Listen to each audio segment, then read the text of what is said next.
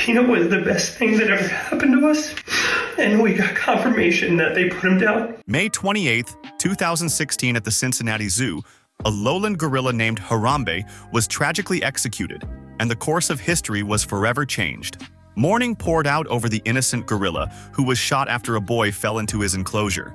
The mourning became memes, and Harambe's name took over the internet for months. Well, it's all happening again.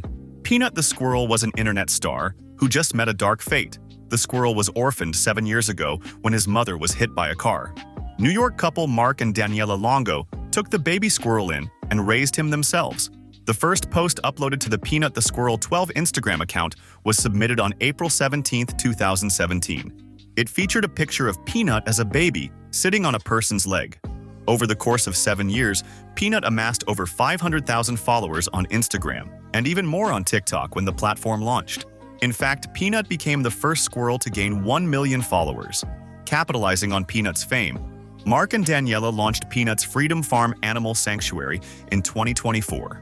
Using the funding from social media, Mark and Daniela's farm housed and cared for 300 different animals. One of these animals was Fred the raccoon. On October 30th, 2024, after receiving multiple anonymous complaints, the New York Department of Environmental Conservation seized the squirrel to test for rabies. According to the couple, they were treated like drug dealers. They were kept outside their house for 5 hours, required police escorts to use the bathroom, and they prevented Mark from feeding his animals for the whole day. On top of this, the DEC allegedly began inquiring about Daniela's immigration status. They also searched the house and asked Mark if he had cameras inside. 4 New York departments and a judge signed off on a search warrant for Mark's house. But the worst was yet to come. The DEC took Peanut away along with his friend Fred the raccoon. They subsequently euthanized both animals to test for rabies, but didn't tell Mark until a press release was put out.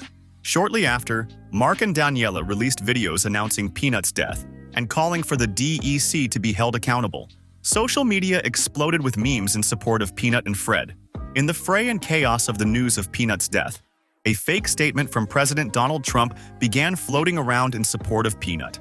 Some users on Twitter began creating other fake headlines framing Peanut the squirrel as being a part of the far right. Much like Harambe, another furry, lovable friend has been killed. The internet has its own unique way of expressing their grief. But if one thing is for sure, the story of Peanut will only gain attention from here, and plenty of memes are surely on their way.